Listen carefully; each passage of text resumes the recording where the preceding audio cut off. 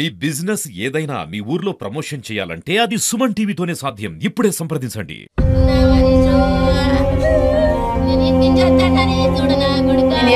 నేను ఎడన్న పనికన్నా పోతే తల్లిని ఇంటికాడ నుంచి పోతాం బిడ్డ అని చెప్పి పోతాను. నేను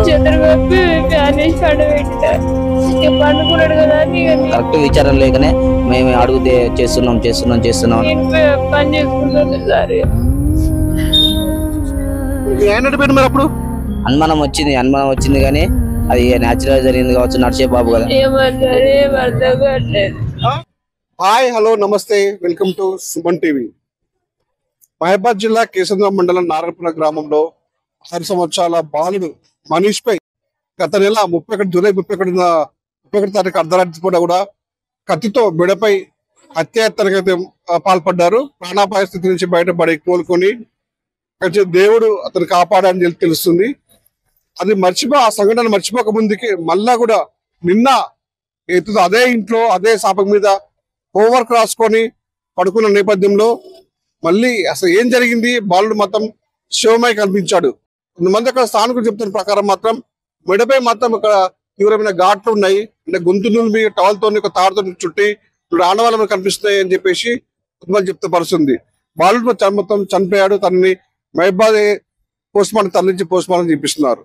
ఆరోగ్య ఉన్నటువంటి తల్లిదండ్రులు ప్రస్తుతం మనతో పాటు ఉన్నారు. అమ్మ, మీరు చెప్పమ్మా, ఏం జరిగింది తల్లి? ఇంట్లో ఇప్పుడు ఎవరెవరు ఇంట్లో? మీ ఇద్దరు ఉన్నాం సార్. ఎవరెవరు ఇంట్లో? పెద్ద బాబు ఉన్నాం సార్. అన్నం తిన్నాడు, రాసుకున్నాడు, చిన్న ఏబిసిలు రాసుకున్నాడు. కాసేపు అయినాక నిద్ర వస్తుందని అట్లా పండుకున్నాడు సార్. సర్లో పండుకొని ఎరుగుకున్నాడు. చెదరు కప్పి ఫ్యాన్ వేసి పండుకుంటాడు. ఇక పండుకున్నాడు కదా అని ఇక నేను పని చేసుకుంటాను సార్. మరి అప్పుడు బండి వేయండి సార్. కారు తోలుతుండు. మీ బాబు చనిపోయినప్పుడు మీ ఆయన ఇంట్లో లేడా? అన్నం తిన్నాడు అప్పుడు బాబు? తిని రాసుకొని పండుకుంటాడు. హోంవర్క్ చేసుకున్నాడా?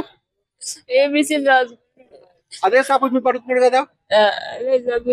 మరి మేడం మీద ఇట్లా కాటుంది, మరి ఏంటది? అర్థం కావట్లేదు. అనుమానం ఉంది ఎవరి మీద? గమనించలేదు సార్. మీకు ఎవరి మీద అనుమానం? ఇప్పుడు అనుమానం లేదు ఎవరి మీద? అందరు మా వాళ్ళే సార్. అందరు మా వాళ్ళు ఎట్లా మరి? గతంలో కూడా జరిగిందా ఇట్లా? మరి ఇప్పుడు ఎట్లా మరి? ఏం చెప్పుకోరా మీరు? ఇప్పుడు ఇద్దరు కొడుకులు చనిపోయారు, ఇంకొక కొడుకున్నాడు. మరి మీకు వాడిని బాగా పరిస్థితి మరి ఏందమ్మా? ఇప్పుడు గతంలో ఒక కొడుకు చనిపోయాడు, ఇప్పుడు ఒక కొడుకు చనిపోయాడు, ఇంకొక కొడుకున్నాడు. మరి వాడి పరిస్థితి మరి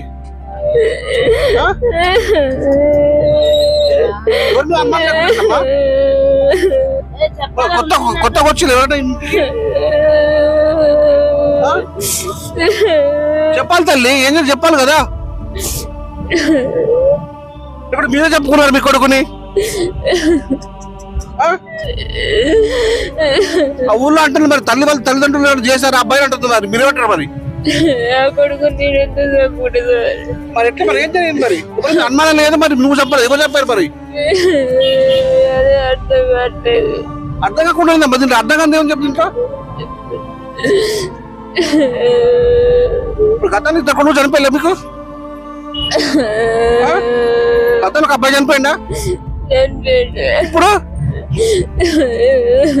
ఒక పిల్లాడు మిగిలిండు. మరి వాడి పరిస్థితి మరి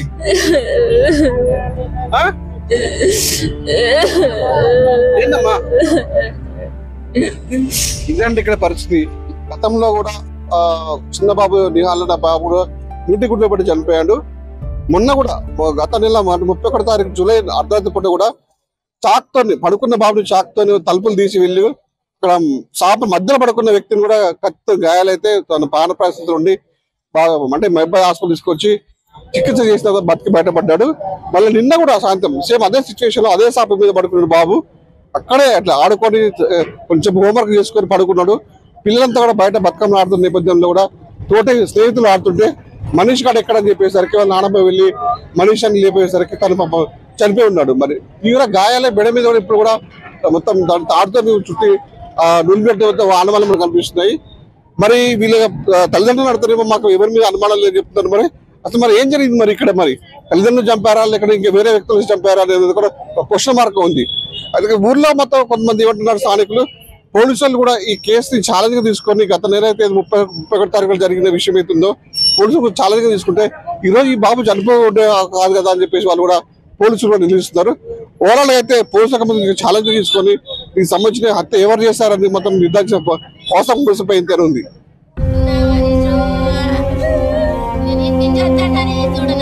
నేను ఏడ చూస్తా, నేను ఏడన్నా పనికన్నా పోతే తల్లిని ఇంటికాడ నుంచి పోతాం బిడ్డ అని చెప్పి పోతాను. నేను చంద్రబాబు ఫ్యానేజ్ పండుగ పండుకున్నాడు కదా కరెక్ట్ విచారం లేకనే మేము అడుగుతే చేస్తున్నాం పని చేసుకుంటాను సార్. మరి అప్పుడు అనుమానం వచ్చింది కానీ అది న్యాచురల్ జరిగింది కావచ్చు. నడిచే బాబు కదా. ఏమన్నారు ఏం అర్థం కావట్లేదు.